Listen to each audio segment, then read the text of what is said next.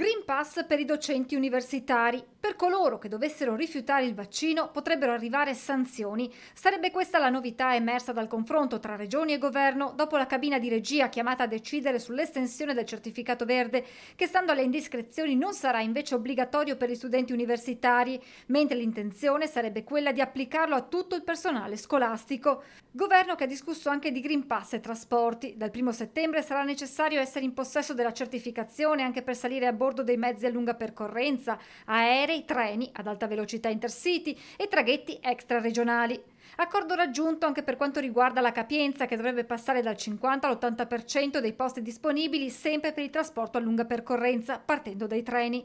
Il Green Pass invece non sarà obbligatorio per il trasporto locale e i treni regionali.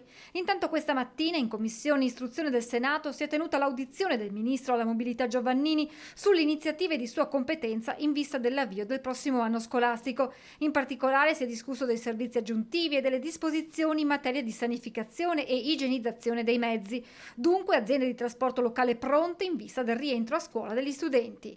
A settembre saremo pronti per il servizio scolastico nei termini che abbiamo concordato ancora con il prefetto e con il provveditore, e col potenziamento di 30 mezzi che sono a disposizione non abbiamo nessunissimo problema.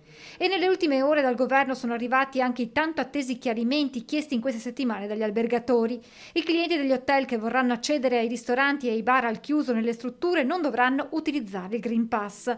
Altra importante novità decisa riguarda i vaccinati venuti in contatto stretto con un positivo. Per loro la quarantena sarà ridotta a 7 giorni con tampone a fine del periodo. Resta di 10 giorni invece per i non vaccinati. E sempre oggi il Ministero della Salute ha emanato una circolare relativa alle certificazioni di esenzione alla vaccinazione anti-Covid per consentire l'accesso ai servizi che prevedono l'obbligo del Green Pass a quei cittadini che per condizione medica non possono ricevere o completare la vaccinazione.